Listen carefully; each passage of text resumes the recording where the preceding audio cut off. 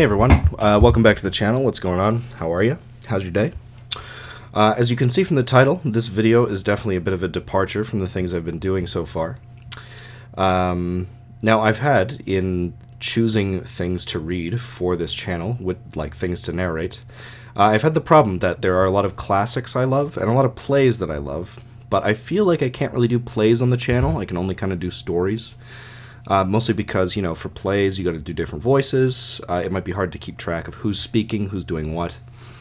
So to do it in a serious manner wouldn't work fantastically, I don't feel. So I've decided to steal the idea from Drunk Shakespeare and from the fact that I like Greek classics and kind of combine those. So what I'm going to be doing in this video, I'll have a couple drinks, and then we're going to be reading, or I'm going to be reading, a play from ancient Greece, from Euripides. So, it's the first episode of Drunk Literature. Let me know what you think. Put it in the comments below. Like, share, subscribe, all that bullshit. If this is something you find interesting, definitely let me know. If this play is something you'd like me to read seriously, then also let me know, because I'm totally willing to read plays on here. But I just felt like it would be kind of a crappy format, and no one would really like it. So, I'm going to go have some drinks, maybe smoke a cigarette, and then we'll get right in to Euripides' Alcestis for the first episode of Drunker Literature. Stay tuned. Alright everyone, welcome back. This is Euripides' Alcestis. So, first we have the list of characters.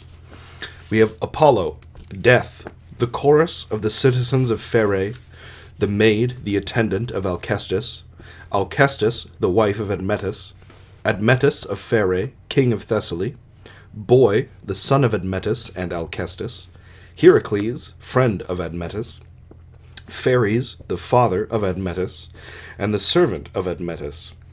The scene, Pheræ in Thessaly, in front of the house of Admetus. Enter Apollo from the house, armed with a bow. Apollo, house of Admetus, in which I, god though I am, had patience to accept the table of the serfs.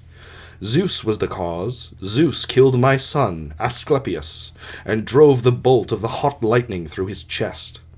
I, in my anger for this, killed the Cyclops, smiths of Zeus's fire, for which my father made me serve. A mortal man in penance for what I did. I came to this country, tended the oxen of this host, and friend, Admetus, son of Pheres, and have kept his house from danger until this very day. For I, who know what's right, have found in him a man who knows what's right, and so I saved him. From dying, tricking the fates, the goddesses promised me Admetus would escape the moment of his death, by giving the lower powers someone else to die instead of him. He tried his loved ones all in turn, father and aged mother who had given him birth, and found not one, save his wife, who would consent to die for him, and not see the daylight any more. She is in the house now, gathered in his arms and held at the breaking point of life, because destiny marks this for her day of death and taking leave of life. The stain of death in the house must not be on me. I step therefore from these chambers dearest to my love, and here is Death himself. I see him coming, Death, who dedicates the dying, who will lead her down to the house of Hades. He has come on time. He has been watching for this day on which her death falls due. Enter Death from the side, armed with a sword. Death, brackets, chanting, which I am not going to do. Ah, you at this house, Phoebus, why do you haunt the place? It is unfair to take for your own and spoil the death spirit's privileges.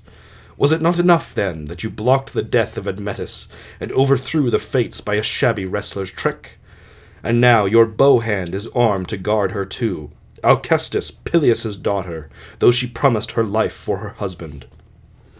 Apollo, never fear, I have nothing but justice and fair words for you. Death, now speaking. If you mean fairly, what are you doing with a bow? Okay, the next part is all just back and forth between the two, so it's Death and Apollo talking to each other. It is my custom to carry it with me all the time. It is your custom to help this house more than you ought. But he is my friend, and his misfortunes trouble me. You mean to take her corpse, too, away from me?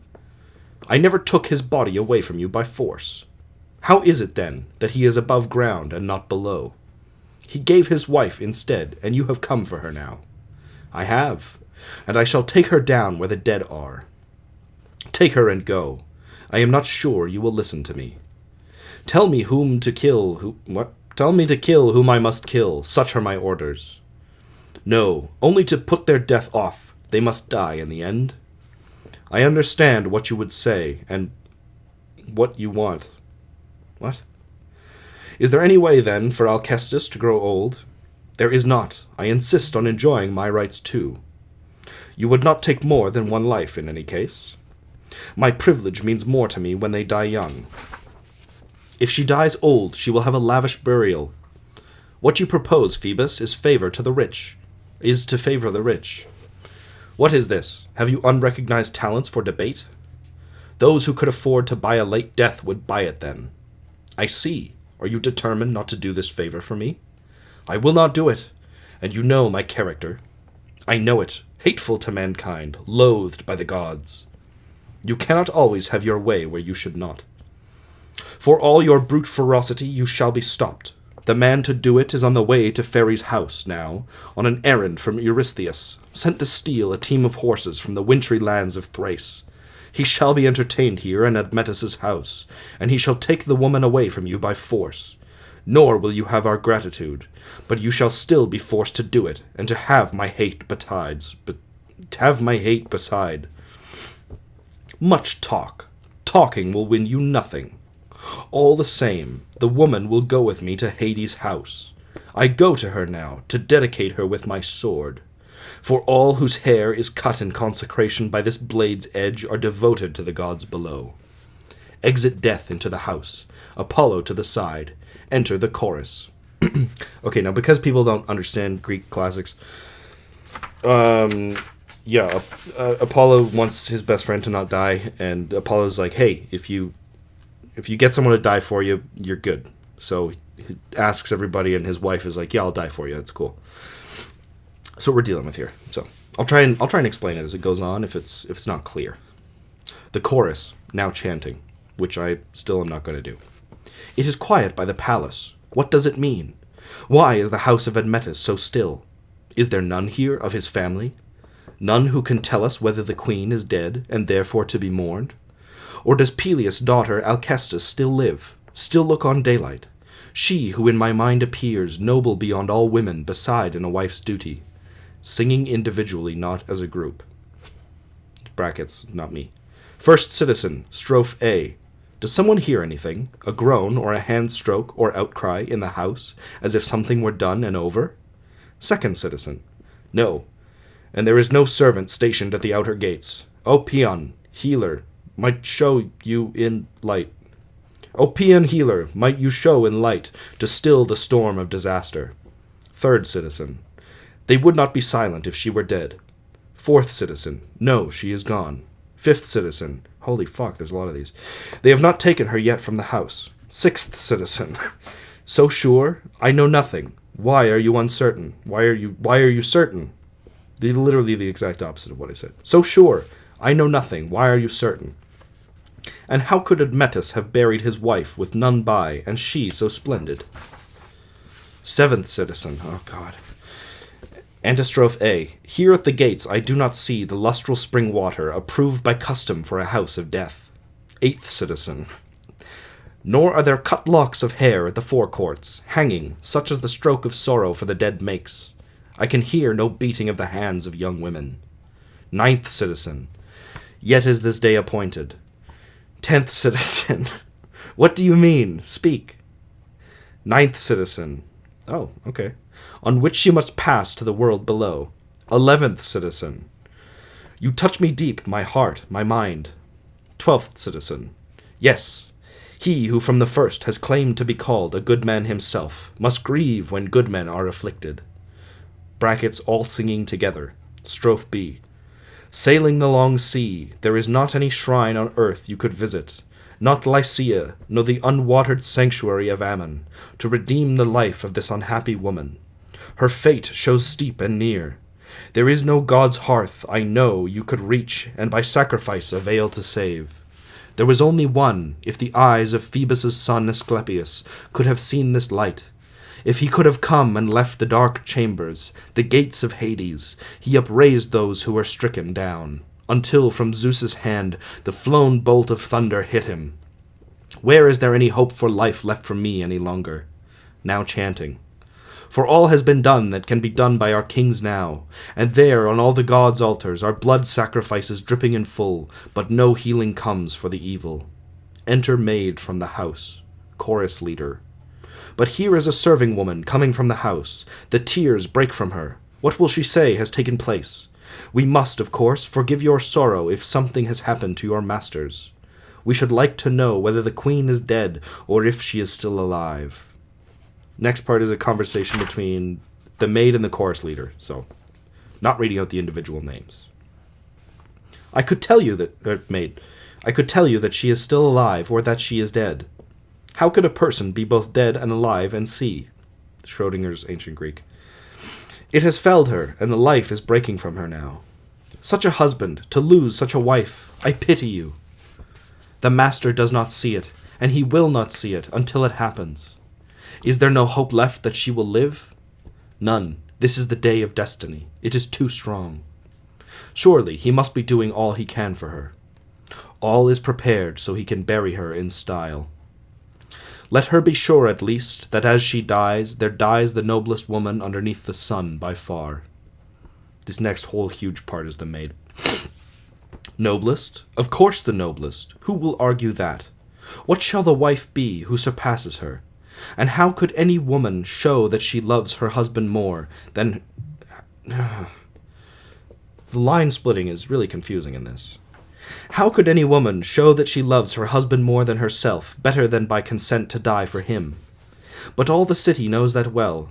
You shall be told now how she acted in the house, and be amazed to hear. For when she understood the appointed day was come, she bathed her white body with water drawn from running streams, then opened the cedar chest, and took her clothes out, and dressed in all her finery, and stood before the shrine of Hestia, goddess of marriage and the hearth, so on and so forth, and prayed, Mistress, since I am going down beneath the ground, I kneel before you in this last of all my prayers.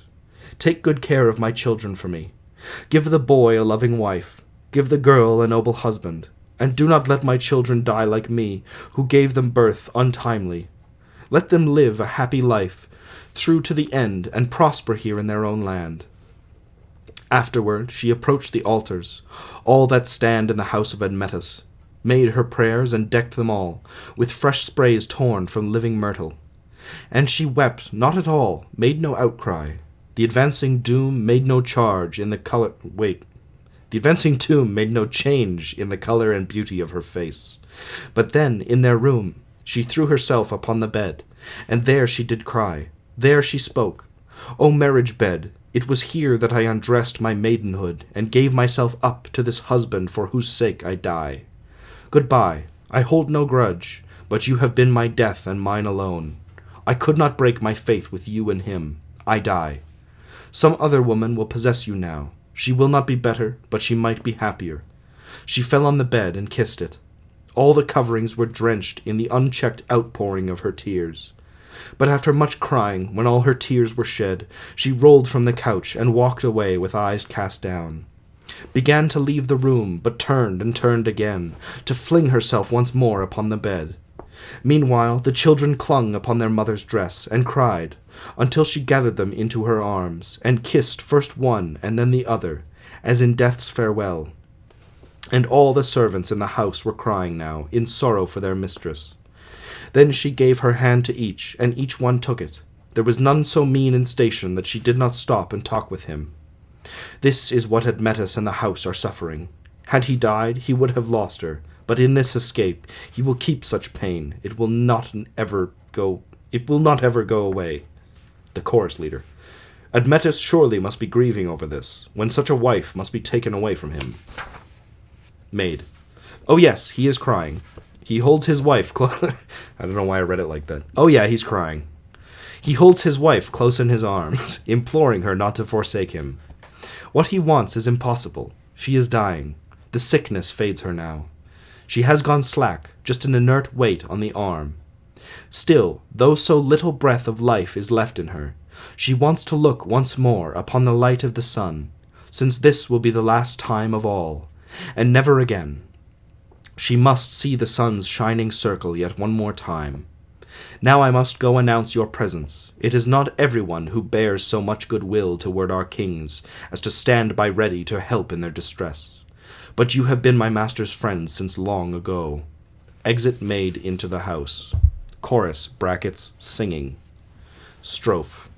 O Zeus, Zeus, what way out of this evil is there? What escape from this which is happening to our princes? Any way? Any way? Must I cut short my hair for grief? Put upon me the black costume that means mourning? We must, friends, clearly we must.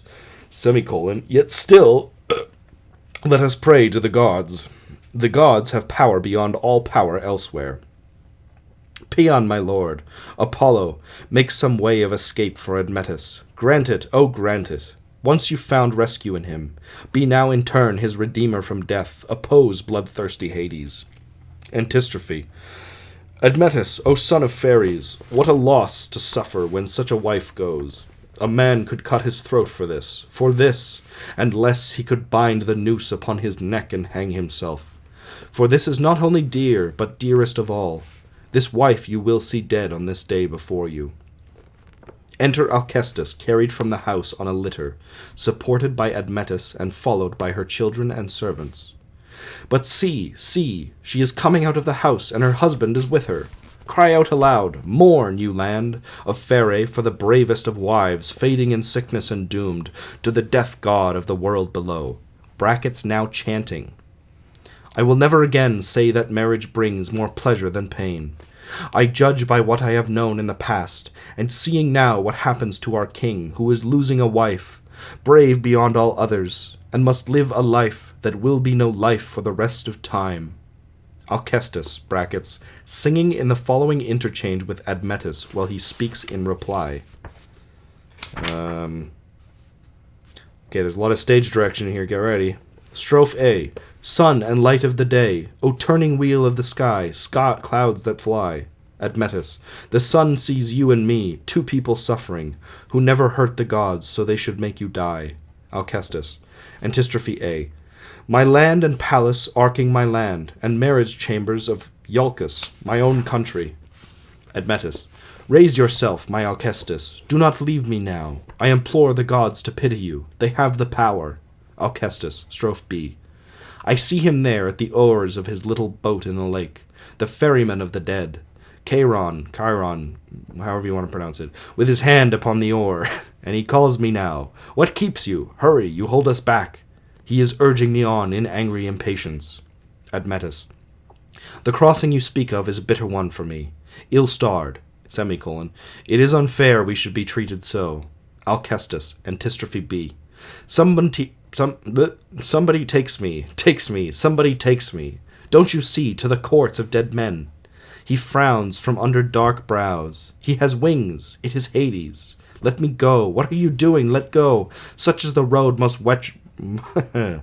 Let go. Such is the road most wretched I have to walk. Admetus. Sorrow for all who love you. Most of all for me and for the children. All of us share in this grief. Alcestis. Epode. Let me go now. Let me down. Flat. I have no strength to stand. Hades is close to me. The darkness creeps over my eyes, O children. My children, you have no mother now. Not any longer. Daylight is yours, my children. Look on it and be happy. Admetus, now chanting. Ah, a bitter word for me to hear. Heavier than any death for me. Please, by the gods, do not be so harsh as to leave me. Please, by your children forlorn. No, up and fight it. There would be nothing left of me if you died. All rests in you, our life, our not having life. Your love is what we hold sacred. Alcestis, brackets, speaking. Admetus, you can see how it is with me.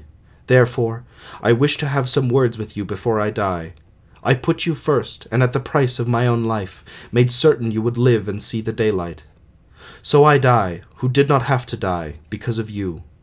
I could have taken any man in Thessaly I wished, and lived in queenly state here in this house. But since I did not wish to live bereft of you, and with our children fatherless, I did not spare my youth, although I had so much to live for. Yet your father, and the mother who bore you, betrayed you, though they had reached an age when it was good to die, and good to save their son and end it honorably. You were their only one, and they had no more hope of having other children if you died. That way I would be living, and you would live the rest of our time, and you would not be alone and mourning for your wife and tending motherless children. No, but it must be that some god has so wrought that things shall be this way. So be it. But swear now to do, in recompense, what I shall ask you. Not enough, oh, never enough, since nothing is enough to make up for a life. But fair, and you yourself will say so, since you love these children as much as I do, or at least you should.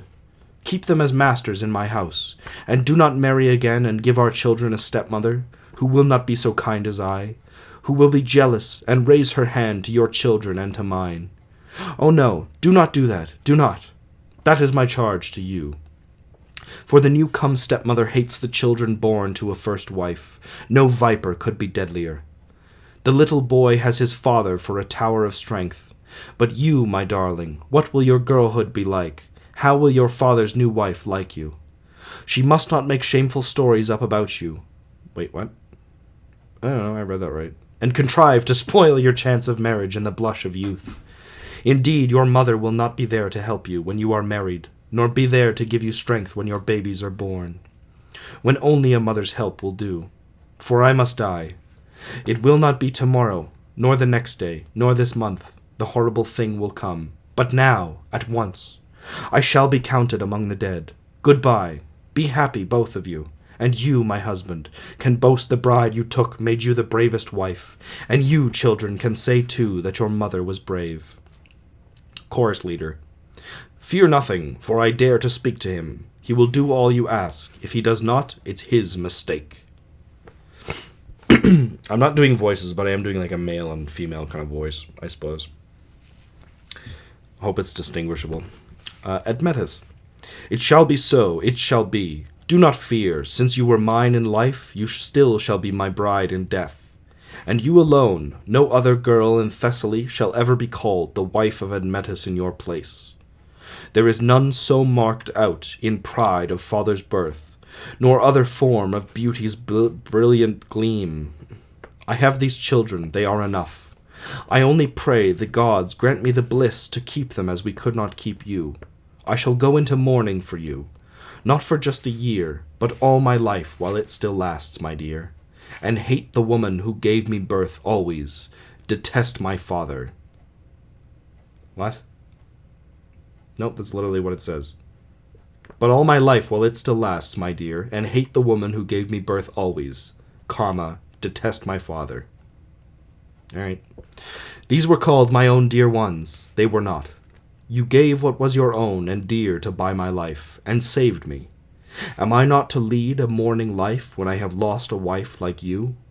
I shall make an end of revelry and entertainment in my house. The flowers and the music that here once held sway.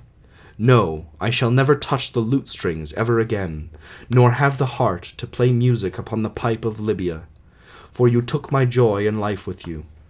The skillful hands of craftsmen shall be set to work, making me an image of you to set in my room. I'll pay devotions to it, hold it in my arms, and speak your name, and clasp it close against my heart, and think I hold my wife again, though I do not. Cold consolation, I know it, and yet even he's making a anime body pillow out of his wife.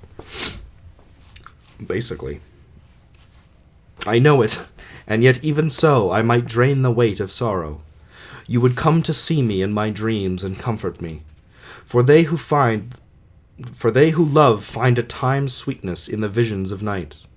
Had I the lips of Orpheus and his melody to charm the maiden daughter of Demeter... Sorry, I leaned away from the mic. Charm the maiden daughter of Demeter and her lord, and by my singing win you back from death, I would have gone beneath the earth. Not Pluto's hound of Cerberus... Pluto's the god of death, by the way, or the underworld. Not Pluto's hound of Cerberus could have stayed me, nor the ferryman of ghosts, Chiron, whatever you want, at his oar. I would have brought you back to life. Wait for me, then. in that place till I die, and make ready the room where you will live with me. For I shall have them bury me in the same chest as you, and lay me by your side, so that my heart shall be against your heart, and never, even in death shall I go from you. You alone were true to me. Chorus leader. And I, because I am your friend, and you are mine, shall help you bear this sorrow as I should. Alcestis. Children, you now have heard your father promise me that he will never marry again, and not inflict a new wife on you, but will honor my memory. Next big section is just all Alcestis and Admetus talking back and forth. I'll try to do voices so you can tell who's who. Admetus starts the dialogue. I promise again, I will keep my promise to the end. On this condition, take the children, they are yours. I take them, a dear gift from a dear hand. And now you must be our children's mother too, instead of me. I must be such, since they will no longer have you. Oh, children, this was my time to live, and I must go. Ah me, what shall I do without you all alone? Time will soften this. The dead count for nothing at all. Oh, take me with you, for God's love, take me down there too. No, I am dying in your place, that is enough. Oh God, what a wife you are taking away from me. It is true, my eyes darken and the heaviness comes. I know this is a tragedy, but I can't stop laughing, sorry. It's because of the voices. Heaviness comes. But I am lost, dear, if you leave me. There is no use in talking to me anymore. I am not there. No, lift your head up. Do not leave your children thus. I do not want to, but it is goodbye, children. Look at them. Oh, look at them. No, there is nothing more. Are you really leaving us? Goodbye. Oh, I am lost. Chorus leader. It is over now. Admetus's wife is gone from us.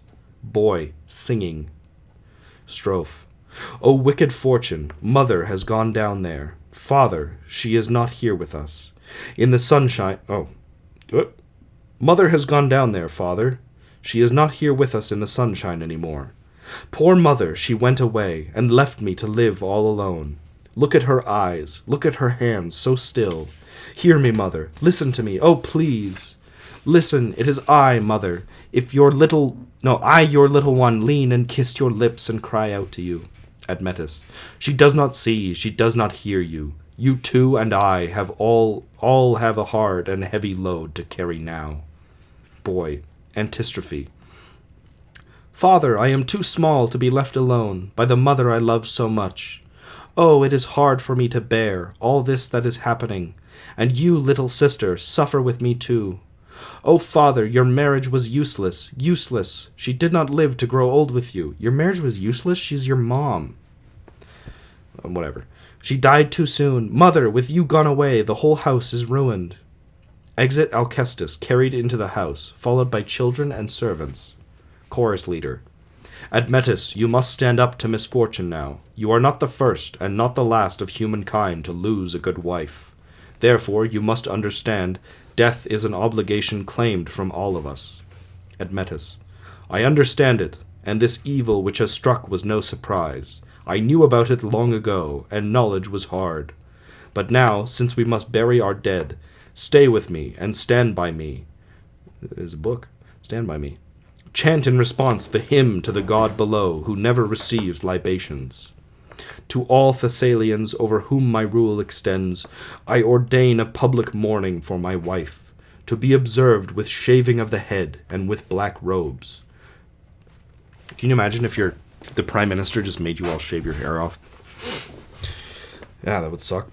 The horses that you drive in chariots, and those you ride single, shall have their names cut short with steel. Shall have their manes cut short with steel, not their names. And there shall be no sound of pipes within the city, no sound of lyres, until 12 moons have filled and gone, 1 year. For I shall never bury any dearer dead than she, nor any who was better to me. She deserves my thanks. She died for me, which no one else would do. Exit into the house. Chorus, brackets, singing. Strophe A. O daughter of Peleus, my wish for you is a happy life in the sunless chambers of Hades. Now let the dark-haired lord of death himself, and the old man who sits at the steering oar, and ferries the corpses, know that you are the bravest of wives by far, ever conveyed across the lake of Acheron in the rowboat. Antistrophe A. Much shall be sung of you by the men of music to the seven-strung mountain. By the men of music to the seven-strung mountain lyre shell, and in poems that have no music. In Sparta, when the season turns and the month Carnian comes back, and the moon rides all the night. In Athens also, the shining and rich. Such is the theme of song you left, in death for the poets. Strophe B. Oh, that it were in my power, and that I had strength to bring you back to light from the dark of death. With oars on the sunken river, for you, O dearest among women, only you had the hard courage to give your life for your husband's, and save him from death. May the dust lie light upon you, my lady, and should he now take a new wife to his bed, he will win my horror and hatred, mine and your children's hatred too. Antistrophe B. His mother would not endure to have her body hidden in the ground for him, nor the aged father. He was theirs, but they had not courage to save him. Oh, shame, for the grey was upon them. But you, in the pride of youth, died for him and left the daylight. May it only be mine to win such wedded love as hers from a wife. For this is given seldom to mortals, but were my wife such, I would have her with me unhurt through my lifetime. Enter Heracles from the side. That's the Greek name for Hercules, by the way. Heracles, my friends, people of Pherae and the villages hereby, tell me, shall I find Admetus at home? I should probably use a really deep voice for Hercules. Okay, I'll try. Chorus leader. Yes, Hercules, the son of Phareus is in the house. Phares is in the house. But tell us, what is the errand that brings you here to the land of Thessaly and the city of Pherae? Heracles. I have some work to do for Eurystheus of Tiryns. Where does it take you? On what far journey? To Thrace, to take home Diomedes' chariot. He was a hero who died in the siege of Troy, by the way. How can you? Do you know the man you are to meet? No, I have never been where the Bistones live. You cannot master his horses, not without a fight. It is my work, and I cannot refuse. You must kill him before you come back, or be killed and stay. What? Yeah, well. If I must fight, it will not be for the first time. What good will it do you if you overpower their master? I will take the horses home to Tiryns and its king. It is not easy to put a bridle on their jaws. Easy enough, unless their nostrils are snorting fire. Not that, but they have teeth that tear a man apart. Oh no! Mountain beasts, not horses, feed like that. Makes as little sense to me as it does to you. But you can see their mangers. They are caked with blood. And the man who raises them? Whose son does he claim to be? Ares, and he is the lord of the golden shield of Thrace. It sounds like my life and the kind of work I do. It is a hard and steep way always that I go, having to fight one after another all the sons the war god ever got him, with Lycaon first, again with Quincus, and now here is a third fight that I must have with the master of these horses. So, I am Alcmene's son, and the man does not live who will see me break before my enemies attack. Here is the monarch of our country coming from the house himself, Admetus. Enter Admetus from the house. Admetus.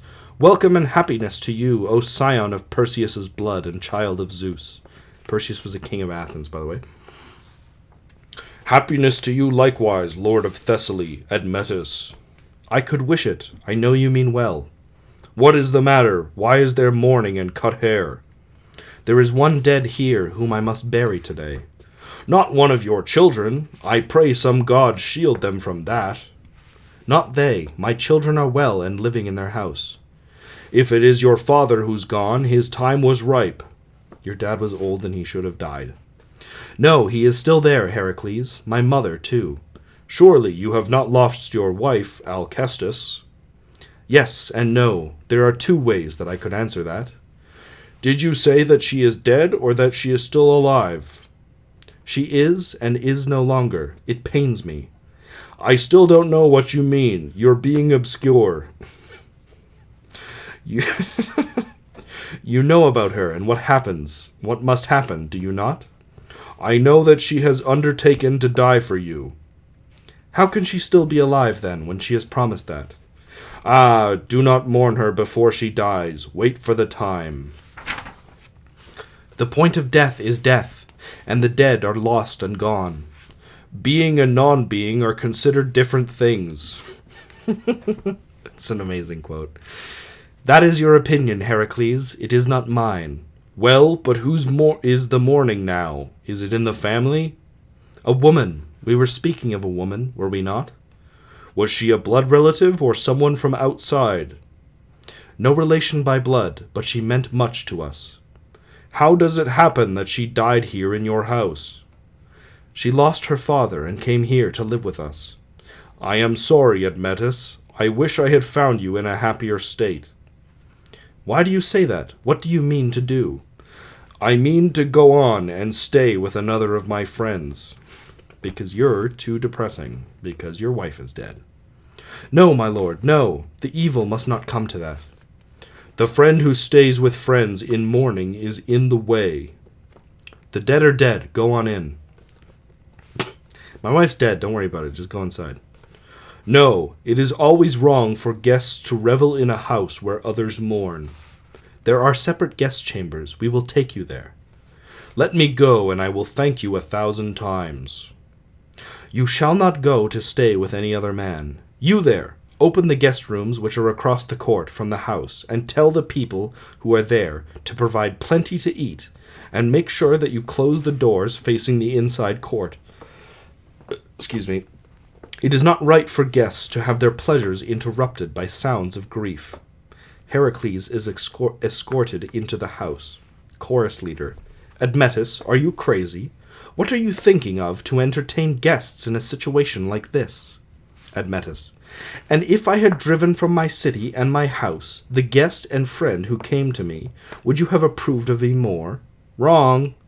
My misery would still have been as great, and I should be inhospitable too.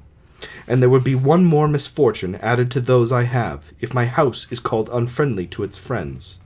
For this man is my best friend, and he is my host whenever I go to Argos, which is a thirsty place. Yes, but then why did you hide what is happening here if this visitor is, as you say, your best friend? He would not have been willing to come inside my house if he had known what trouble I was in. I know. There are some will think I show no sense in doing this. They will not like it. But my house does not know how to push its friends away and not treat them as it should. Exit into the house. Chorus, brackets, singing. Strophe A. O liberal and forever free-handed house of this man, the Pythian himself, lyric Apollo was pleased to live with you, and had patience upon your lands, to work as a shepherd. And on the hill folds and the slopes, piked the pasturing of your flocks in their season of mating. Antistrophe A. And even dappled lynxes for delight in his melody, joined him as shepherds. From the cleft of Othrys descended a red troop of lions, and there, Phoebus, to your lyre's strain there danced the bright-coated fawn, adventuring from the deep-bearded pines, light-footed for joy in your song, in its kindness. Strophe B. Therefore your house is beyond all others for wealth of flocks by the sweet waters of Lake Bebus, for spread of cornland and pasturing range its boundary stands, only there where the sun stalls his horses in dark air by the Molossians.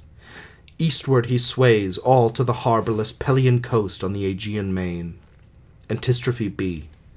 Now he has spread wide his doors and taken the guest in, when his eyes were wet, and he wept for a still beloved wife who died in the house so lately.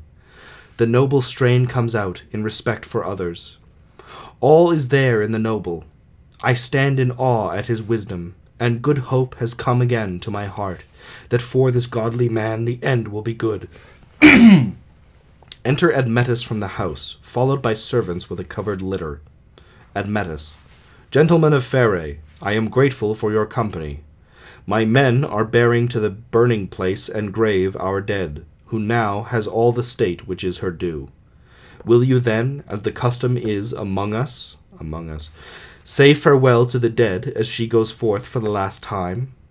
Yes, or chorus leader. Yes, but I see your father coming now. He walks as old men do, and followers carry in their hands gifts for your wife, to adorn her in the underworld. Enter fairies from the side. Fairies. I have come to bear your sorrows with you, son. I know nobody will dispute it. You have lost a wife, both good and modest in her ways. Nevertheless, you have to bear it, even though it is hard to bear. Accept these gifts to deck her body. Bury them with her. Oh yes, she well deserves honor in death. She died to save your life, my son. She would not let me be a childless old man, would not let me waste away in sorrowful age deprived of you. Thereby, daring this generous action, she has made the life of all women become a thing of better repute than it was. O you who saved him, you who raised us up when we were fallen, farewell! Even in Hades' house may good befall you. I say people ought to marry women like this, otherwise better not to marry at all. Nice little misogyny there, just to chuck it in. Admetus. I never invited you to come and see her buried, nor do I count your company as that of a friend. It's your dad, man, what the fuck? She shall not wear anything that you bring her. She needs nothing from you to be buried in. Your time to share my sorrow was when I was about to die, but you stood out of the way and let youth take my place in death, though you were old. Will you cry for her now? It cannot be that my body ever came from you. Nor did the woman who claims she bore me and is called my mother give me birth. I was got from some slave and surreptitiously put to your wife to nurse. You show it. Your nature in the crisis has come out. I do not count myself as any child of yours. Oh, you outpass the cowardice of all the world. You, at your age, come to the very last step of life, and would not, dared not, die for your own child. Oh, no. You let this woman, married into our family, do it instead. And therefore it is right for me to call her all the father and mother that I have. And yet you too should honorably have striven for the right of dying for your child. The time of life you had left for your living was short. In any case, and she and I would still be living out our time, and I should not be hurt and grieving over her. And yet, all that a man could have to bless his life you have had. You had in youth the kingship. There was I, your son, ready to take it over, keep your house in order. So you had no childless death to fear, with the house left to be torn apart by other claims. You cannot justify leaving me to death on grounds that I disrespected your old age. Always I showed all consideration. See what thanks I get from you and from the woman who gave me birth. Go on, get your other children. You cannot do it too soon. Get you other children. Go have more kids, is what he's saying. Who will look after you in your old age, and lay you out when you are dead, and see you buried properly. I will not do it. This hand will never bury you. I am dead as far as you are concerned, and if, because I found another savior, I still look on the sun, I count myself that person's child and fond support. It is meaningless the way the old men pray for death, and complain of age the long time that they have to live. Let death only come close, not one of them still wants to die. Their age is not a burden any more. Chorus leader. Stop! We have trouble enough already, child. You will exasperate your father with this talk. Fairies. Big words, son. This is the voice I'm doing for fairies. Just live with it. Big words, son. Who do you think you are, cursing out like this? Some Lydian slave? Some Phrygian that you bought? I am a free Thessalian noble, nobly born from a Thessalian. Are you forgetting that? You go too far with your high-handedness. You volley brash words at me, and fail to hit me, and then run away. I gave you life, and made you master of my house, and raised you. I am not obliged to die for you.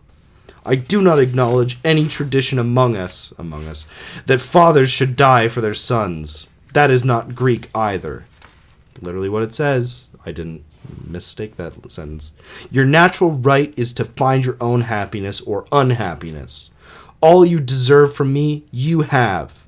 You are lord of many. I have wide estates of land to leave you, just as my father left them to me. What harm have I done you then? What am I taking away from you? Do not die for me. I will not die for you.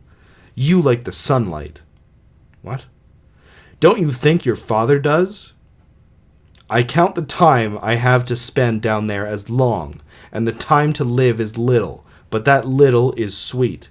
You fought shamelessly for a way to escape death, and passed your proper moment, and are still alive because you killed her. Then, you wretch, you dare to call me a coward when you let your woman outdare you and die for her magnificent young man? I see. You've found a clever scheme by which you will never die. You will always persuade the wife you have at the time to die for you instead. And you, so low, then dare blame your own people for not wanting to do this. Silence.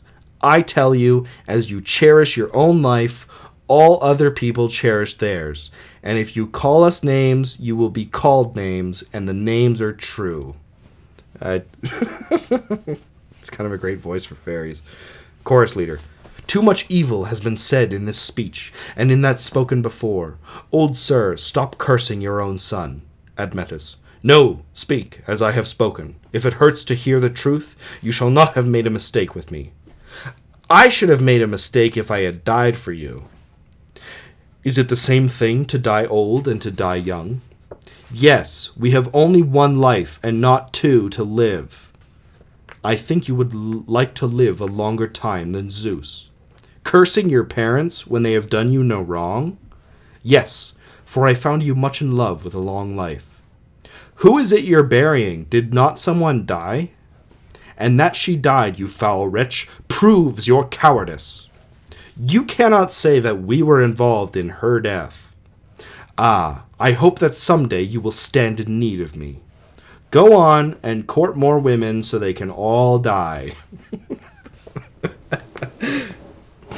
Your fault. You were not willing to die. No, I was not. It is a sweet thing, this God's sunshine, sweet to see. This is an abject spirit, not a man's. You shall not mock an old man while you carry out your dead.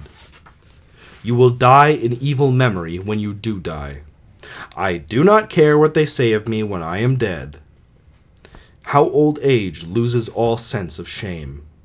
She was not shameless, the woman you found, she was only stupid. Get out of here now and let me bury my dead. I'll go. You murdered her, and you can bury her. But you will have her brothers still to face. You'll pay, for Alcestis is no longer counted as a man unless he sees you punished for his sister's blood. Go and be damned, you and that woman who lives with you. Grow old as you deserve, childless, although your son still lives. You shall not come again under the same roof with me. And if I had to proclaim by heralds that I disown my father's house, I should have so proclaimed. Exit fairies to the side. Now we, for we must bear the sorrow that is ours, shall go, and lay her body on the burning place. Chorus, brackets, chanting. Ah, cruel the price of your daring, O generous one, O noble and brave, farewell. May Hermes of the world below and Hades welcome you. And if, even there, the good fare best, may you have high honor and sit by the bride of Hades. Exit all to the side. The stage is empty. Enter a servant from the house. Okay, I need a servant voice. I have known all sorts of foreigners who come in from all over the world here to Admetus's house, and have served them dinner, but I never yet have had a guest as bad as this to entertain. In the first place, he could see the master was in mourning, but inconsiderately came in anyway. Then he refused to understand the situation and be content with anything we could provide. But when we failed to bring him something, demanded it, and took a cup with ivy in it in both hands, and drank the wine of our dark mother, straight, until the flame of wine went all through him, and heated him, and then he wreathed branches of myrtle on his head, and howled off-key. There were two kinds of music now to hear, for while he sang and never gave a thought to the sorrows of Admetus's house, we servants were mourning our mistress. But we could not show before our guest with our eyes wet. Admetus had forbidden that. So now I have to entertain this guest inside, this ruffian thief, this highwayman, whoever he is, while she is gone away from the house. And I could not say goodbye, stretch my hand out to her in grief, for a mistress who was like a mother to all the house and me. She gentled her husband's rages, saved us all from trouble after trouble. Am I not right then to hate this guest who has come here in our miseries? I feel like that sounds a lot like Fairy's character, but hopefully he doesn't show up again. Enter Heracles from the house, drunk. Perfect. You there, with the sad and melancholy face, what is the matter with you? The servant who looks after guests should be polite and cheerful and not scowl at them. But look at you. Here comes your master's dearest friend to visit you, and you receive him with black looks and frowns, all because of trouble in someone else's family. Come here. I'll tell you something that will make you wiser. Do you really know what life is like, the way it is? I don't think so. How could you? Well then, listen to me. Death is an obligation that we all must pay. There is not one man living who can truly say if he will be alive or dead on the next day. Fortune is dark. She moves, but we cannot see the way. Nor can we pin her down by expertise and study her. There, I have told you. Now you can understand. Go on, enjoy yourself, drink, call the life you live today your own, but only that. Semicolon. The rest belongs to chance. Then, beyond all gods, pay your best attentions to Cyprus. Kypris. Depends if you want to pronounce this in ancient Greek or modern Greek. Man sweetest. There's a god who is kind. Let everyone else go and do as I prescribe for you. That is, if I seem to talk sense. Do I? I think so. Well, then, get rid of this too much grief, put flowers on your head, and drink with us. Fight down these present troubles. Later, I know very well that the wine splashing in the bowl will shake you loose from these scowl-faced looks and the tension in your mind. We're only human. Our thoughts should be human too, since, for these solemn people and these people who scowl, the whole parcel of them, if I am any judge, life is not really but a catastrophe. I don't know why Hercules is turning into like Donald Trump, but anyway, he's basically saying if you're being sad, just get drunk. Okay, servant. Oh, fuck, I can't remember the servant's voice. I know all that, but we have troubles on our hands that make revelry and laughter out of place. The dead woman is out of the family. Do not mourn too hard. Your master and mistress are still alive. What do you mean alive? Don't you know what happened to us? Certainly, unless your master has lied to me. He is too hospitable, too much. Should I not then have enjoyed myself because some outside woman was dead? She was an outside... Sorry, that's too funny. She was an outsider indeed, that is too true. Has something happened that he did not tell me about? Never mind. Go. Our master's sorrows are our own. There can be no outsider's troubles. If they were, I should not have minded seeing you enjoy yourself. Have I been scandalously misled by my own friends? You came...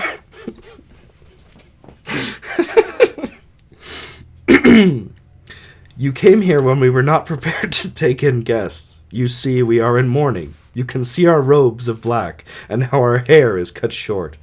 Who is dead? The aged father, or is one of the children gone? My lord, Admetus's wife is dead. What are you saying? And all this time you were making me comfortable? He was embarrassed to turn you from this house of his. My poor Admetus, what a helpmeet you have lost. We are all dead and done for now, not only she. I really knew it when I saw the tears in his eyes. His shorn hair and his face.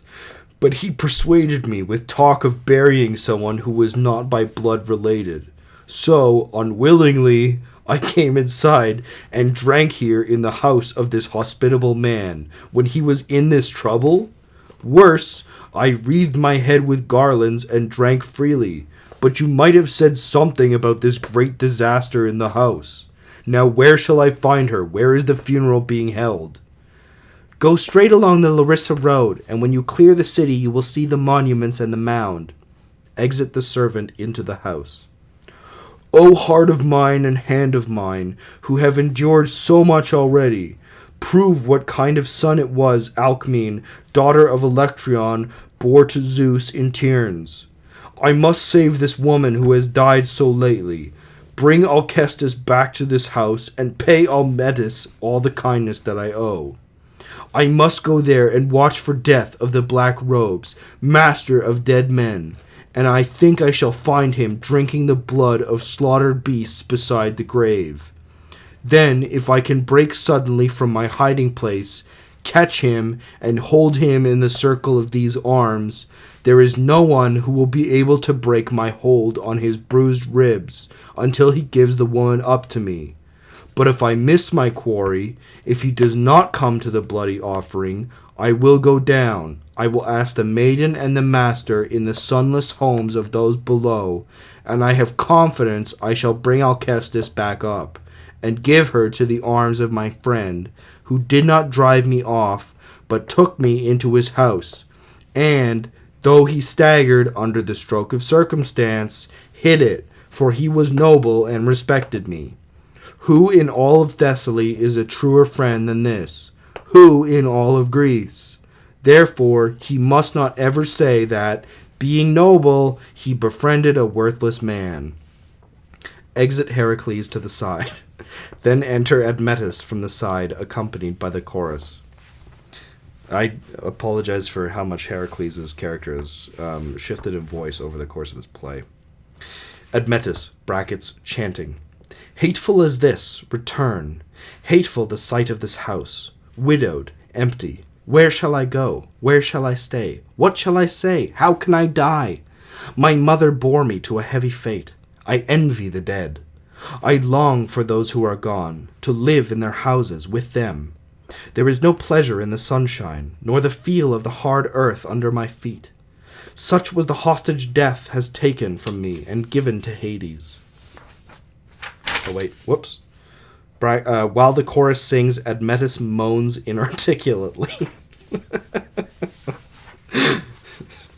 I have no moaning soundtrack for the back of this, sorry. Chorus, strophe A. Go on, plunge into the deep of the house. What you have suffered is enough for tears. You have gone through pain, I know, but you do no good to the woman who lies below. Never again to look on the face of the wife you loved hurts you. Admetus, brackets, now chanting. You have opened the wound torn in my heart. What can be worse for a man than to lose a faithful wife? I envy those without wives, without children. I wish I had not every fucking Jesus. I wish I had not ever married her, lived with her in this house. We have each one life. To grieve for this is burden enough.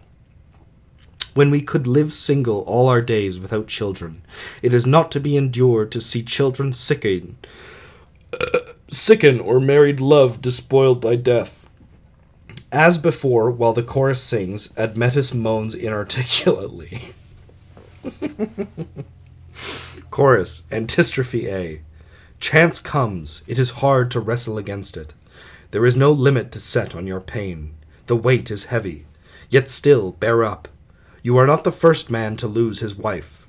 Disaster appears to crush one man now, but afterwards another.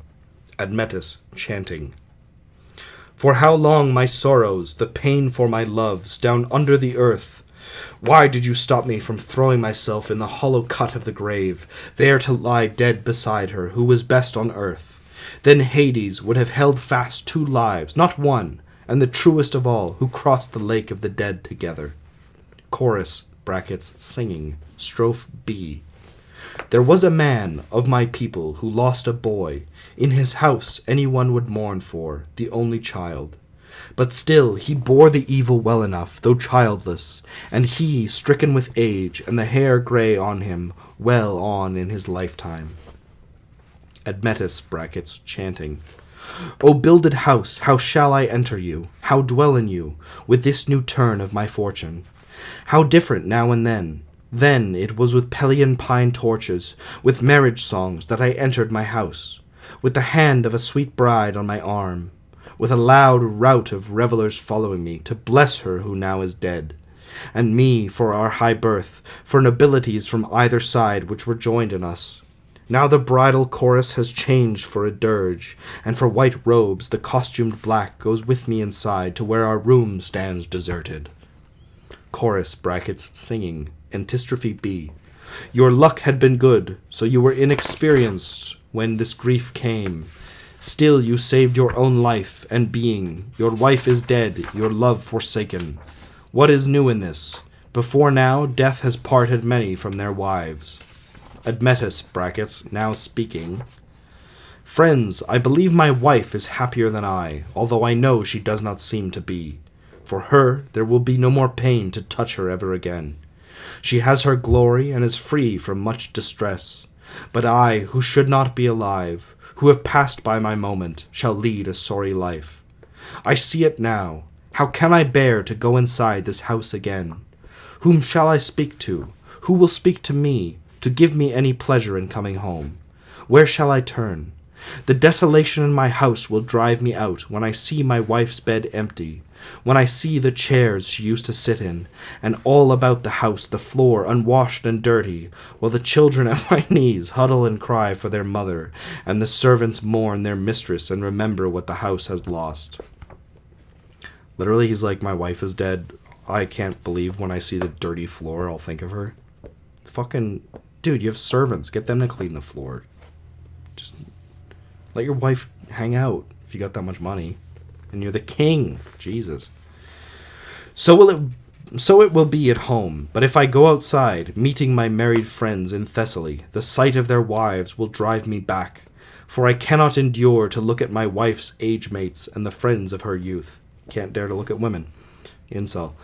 And anyone who hates me will say this of me. Look at the man, disgracefully alive, who dared not die, but like a coward gave his wife instead, and so escaped death. Do you call him a man at all? He turns on his own parents, but he would not die himself. Honestly, true. Yeah, fucking just die. Don't make your wife do it for you, man. Fuck's sake. Yeah, well.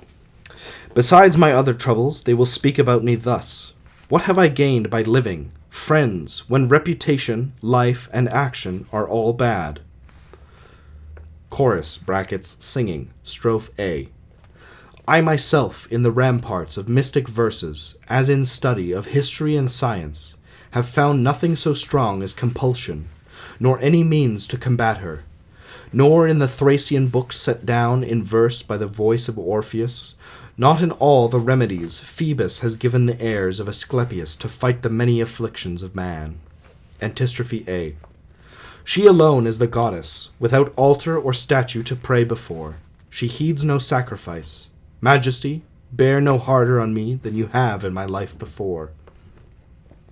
All Zeus himself ordains, only with you is accomplished. By strength you fold and crumple the steel of the Kallipolis. There is no pity in the sheer barrier of your will. Strophe B.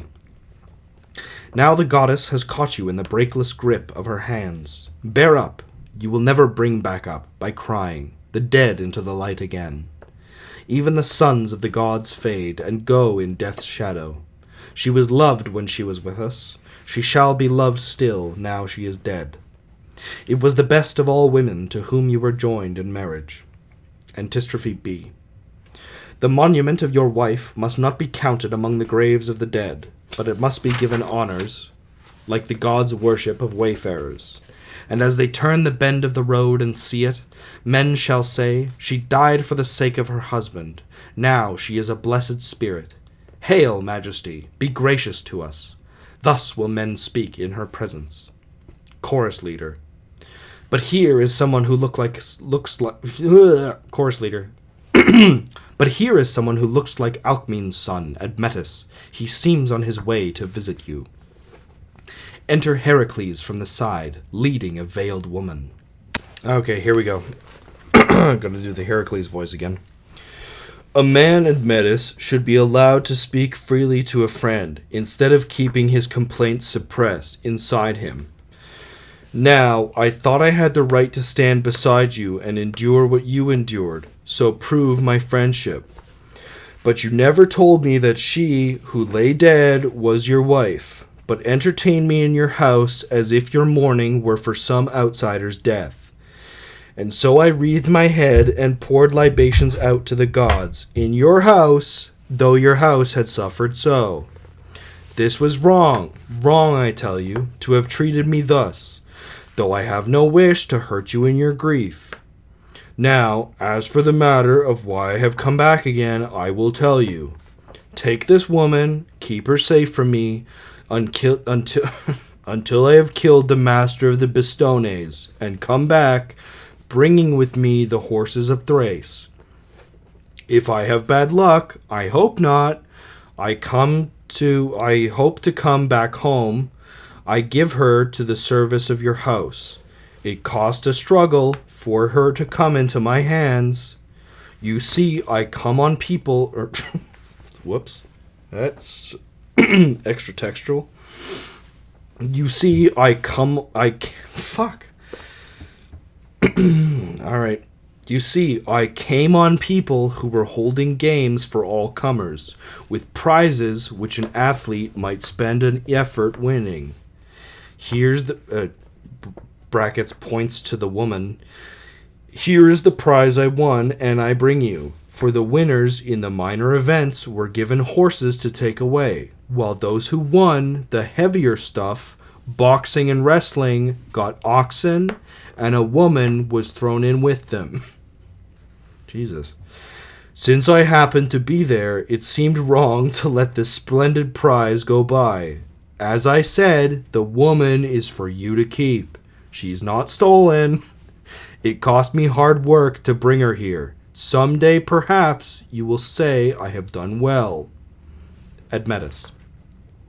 I did not mean to dishonor nor belittle you when I concealed the fate of my unhappy wife. But it would have added pain to pain already there. I feel like this is not the Admetus voice I've done so far, but we're going to roll with it. If you had been driven to shelter with some other host, this sorrow is mine. It is enough for me to weep, as for the woman. If it can be done, my lord, I beg you, have some other Thessalian, who has not suffered as I have, keep her. You have many friends in Pherae. Do not bring my sorrows back to me. I would not have strength to see her in my house and keep my eyes dry. I suffer now. Do not inflict further suffering on me. I have sorrow enough to weigh me down. And where could a young woman live in this house? For she is young, I can see it in her dress and her style. Am I to put her in the same quarters with the men? And how, circulating among young men, shall she be kept from harm?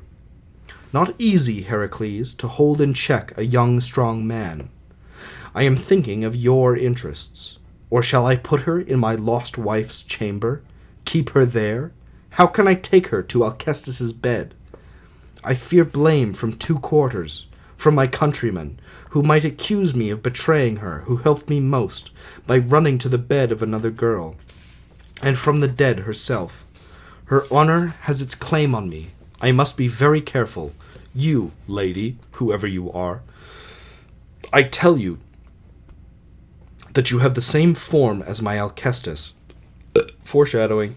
All your body is like hers. Too much. Oh, by the gods, take this woman away out of my sight. I am beaten already. Do not beat me again, for as I look on her, I think I see my wife. It churns my heart to tumult, and the tears break streaming from my eyes. How much must I endure the bitter taste of sorrow which is still so fresh? Chorus leader. I cannot put a good name to your fortune, yet, whoever you are, you must endure what the god gives. I only wish that my strength had been great enough for me to bring your wife back from the chamber deep into the light. I would have done that grace for you. I know you would have wanted to. Why speak of it? There is no way for the dead to come back to light. Then do not push your sorrow. Bear it as you must. Easier to comfort than to suffer and be strong. But if you wish to mourn forever, what will you gain? Nothing, I know it, but some impulse of my love makes me. Why, surely, love for the dead is cause for tears. Her death destroyed me, even more than I can say. You have lost a fine wife, who will say that you have not? So fine that I, whom you see, shall never enjoy life again. Time will soften the evil, it is still young and strong. You can say time will soften it, if time means death. A wife, your new marriage will put an end to this desire. Silence! I never thought you would say a thing like that. What, you won't remarry, but keep an empty bed? No woman shall ever sleep in my arms again. Do you believe you help the dead by doing this? Wherever she might be, she deserves my honors still. Praiseworthy, yes, praiseworthy, and foolish, too. Call me so, then, but never call me a bridegroom. I admire you for your faith and love you bear your wife. Let me die if I betray her, though she is gone. All the pages are stuck together, sorry. Well then, receive this woman into your most generous house. Please, in the name of Zeus your father, no! And yet you will be making a mistake if you do not. And I'll be eaten at the heart with anguish if I do. Obey! The grace of this may come where you need grace. Ah, I wish you had never won her in those games of yours. Where I am winner, you are winner along with me. Honorably said, but let the woman go away. She will go if she should. First look, see if she should. She should, unless it means you will be angry with me. Something I know of makes me so insistent with you. So, win again, but what you do does not please me. The time will come when you will thank me. Only obey.